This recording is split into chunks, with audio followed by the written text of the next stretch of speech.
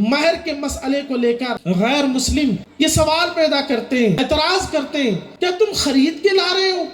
کیا کہتے ہیں؟ تم تو خرید کے لاتے ہو، تم تو پیسہ دے کر کے لاتے ہو، ہمارے یہاں تو جنم و جنموں کا رشتہ ہوتا ہے، ہمارے یہاں تو یہ ہوتا ہے وہ ہوتا ہے۔ یہ تو آپ کورٹ اور عدالت اور تھانوں میں جا کر کے دیکھو کہ یہ جنم و جنموں کا رشتہ کس طرح سے ٹوٹ رہا ہے۔ یہ اعتراض وہ لوگ کرتے ہیں جنہیں خود اپنے گھر کی خبر نہیں، جنہیں آج کے ماحول کی آزادی تو نظر آ رہی ہے اور صرف اپنے خطے میں نظر آ رہی ہے، لیکن انہیں نہیں پتا کہ دنیا کے کس خطے میں کیا ہو رہا ہے۔ کیوں؟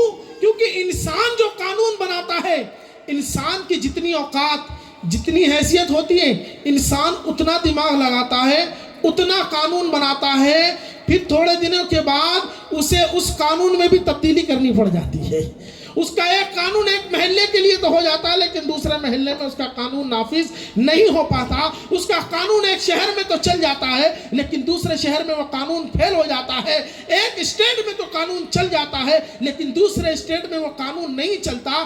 اگر آپ آج بھی ہمارے ملک کے قانون کو اٹھا کر کے دیکھیں تو بہت سارے قوانین ایسے ہیں شادی بیاہ کے تعلق سے بھی کہ ایک اسٹیٹ میں شادی کا وہ قانون الگ ہے، دوسری اسٹیٹ میں الگ ہے۔ مسلمانوں، اسلام وہ مذہب ہے جو کسی ایک گھر، کسی ایک خاندان، کسی ایک قبیلہ، کسی ایک محلہ، کسی ایک شہر، ایک اسٹیٹ، ایک ملک، ایک سرحد کے لیے نہیں، پوری دنیا انسانیت کے لیے اللہ رب العالمین نے یہ قانون عطا فرمایا ہے۔ اب جب تمام انسانوں کے لیے قانون ہے، عرب والوں کے لیے بھی، عجم والوں کے لیے بھی، ہند والوں کے لیے بھی اور سندھ والوں کے لیے بھی، سب کے لیے جب ایک قانون ہے تو پھر قانون وہ ہونا چاہیے جو ہند والا بھی عمل کر سکے، سندھ والا بھی عمل کر سکے، عرب والا بھی عمل کر سکے، عجم والا بھی عمل کر سکے۔ الحمدللہ اسلام کے قوانین ایسے قوانین ہیں کہ وہ قانون پوری دنیا پر نافذ کر دیے جائیں اور پوری دنیا اس پر عمل کرے تو پوری دنیا امن و امان میں رہ سکتی ہے۔ تم تو پیسہ دے کر کے لاتے ہو، ہمارے یہاں تو جنم و جنموں کا رشتہ ہوتا ہے، ہمارے یہاں تو یہ ہوتا ہے وہ ہوتا ہے۔ یاد رکھو، اسلام دین فطرت ہے، انسان کی فطرت کو اسلام جانتا ہے۔ مرد کی، عورت کی کب تک بنے گی، کب تک نہیں بنے گی، کس کا مزاج کیسا، کس کا مزاج کیسا۔ تمہارے یہاں تو معاملہ یہ ہے کہ 7 جنموں کا رشتہ ہے، عورت کبھی اس سے نکل نہیں سکتی، عورت اس سے کبھی چھٹی لے نہیں سکتی۔ مرد ظالم نکل جائے، مرد شرابی نکل جائے اور عورت اس کے اس نحوست سے اپنے آپ کو بچانا چاہتی ہو تو پھر غیروں کے یہاں تو کوئی طریقہ نظر نہیں آتا، لیکن ہمارا رب کہتا ہے لا یکلف اللہ نفسا الا وسعها۔ اللہ رب العالمین کسی بھی بندے پر کوئی حکم فرض کرتا ہے، کچھ واجب کرتا ہے تو اتنا ہی کرتا ہے جتنا بندے میں طاقت ہے، جتنا بندے میں طاقت ہے۔ اب آپ دیکھیں، ایک عورت ہے کہ جس عورت نے مرد کو ستا کر پریشان کر دیا ہے، اور تمہارا مذہب یہ کہتا ہے کہ اب تم اس سے 7 جنموں کے لیے بندھ گئے ہو، اس ایک زندگی کے لیے تو دور کی بات ہے۔ اللہ اکبر۔ حالانکہ 7 جنم کا تصور اسلام اسے نہیں مانتا، اس کی کوئی حقیقت نہیں ہے، اس کا کوئی ثبوت نہیں ہے۔ اللہ رب العالمین نے جو زندگی ہمیں اس عالم میں عطا فرمائی ہے وہ ایک زندگی ہے۔ اس جنم میں کتا، اس جنم میں بلی، ادھر یہ ادھر وہ، نہ جانے کون کون سی سوچ لوگوں کی فکر میں اتاری جا رہی ہے۔ اے مسلمانوں، تم اپنے رب کو پہچانو اور غور کرو کہ وہ تمہیں جو احکام دیتا ہے وہ حکم تمہارے اوپر بوجھ نہیں ہے، تمہیں پتھر کے بیچ میں دبا کے پیس دینے کا نام نہیں ہے۔ جس طرح سے 7 جنموں کی چکی ایک طرف اور ظالم بیوی مل جائے تو وہ ایک طرف، اب بندہ جب 7 جنموں کا رشتہ ہے پھر تو ٹوٹ ہی نہیں سکتا۔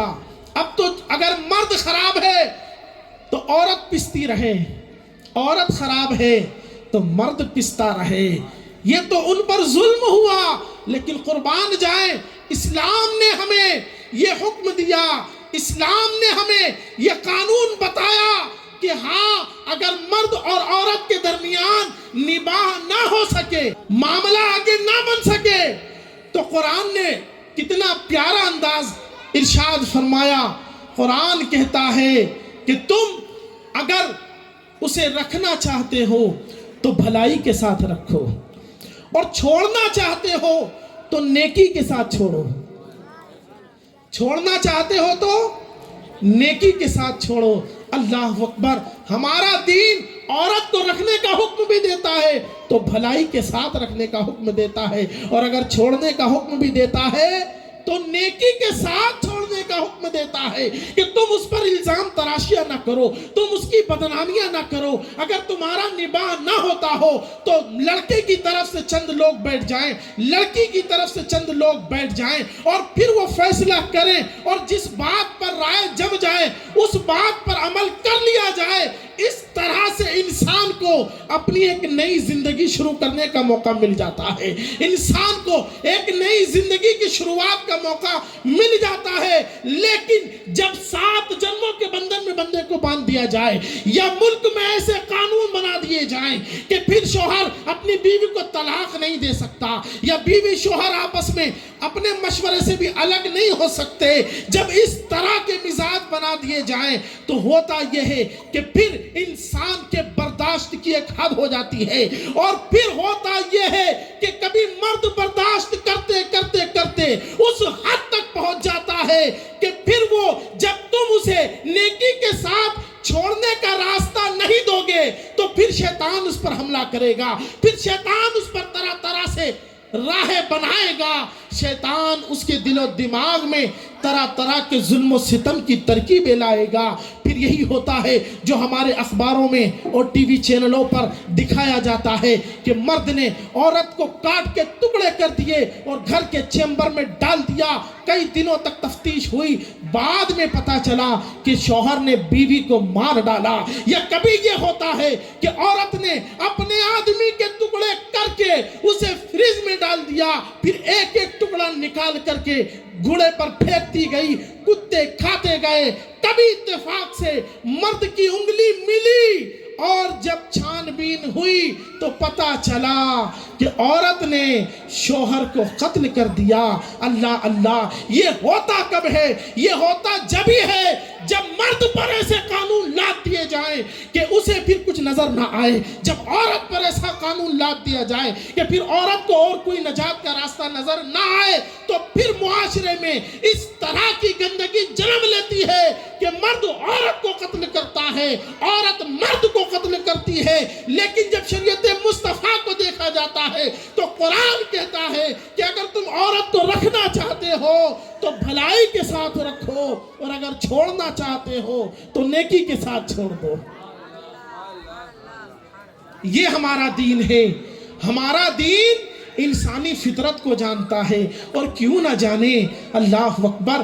جس رب نے انسان کو پیدا فرمایا ہے، بندی کی برداشت کی طاقت کتنی ہے، میرے بندے کے برداشت کی طاقت کتنی ہے۔ ایک دوسرے پر یہ اگر لڑ پڑیں تو ان میں کس حد تک برداشت کی طاقتیں ہیں، اللہ رب العالمین جانتا ہے۔ آگے کے مفاسد اور آگے کے فتنے پیدا نہ ہو، اسی لیے اللہ رب العالمین نے یہ حکم دیا کہ نکاح تو کرو، لیکن نکاح کے ساتھ یہ بھی حکم دیا کہ رکھو تو بھلائی کے ساتھ رکھو، اور چھوڑو تو نیکی کے ساتھ چھوڑ دو۔ تماشے نہ کرو، ادھر کے لوگ بیٹھ جائیں ادھر کے لوگ بیٹھ جائیں، آپس میں مشورہ کر لیں، اور گھر کے بڑے جب اس بات کو محسوس کر لیں کہ اب ان کے جدا ہونے ہی میں بھلائی ہے، تو ہماری شریعت نے جدا ہونے کا جو طریقہ بہتر بتایا ہے اس طریقے پہ عمل کر لیا جائے۔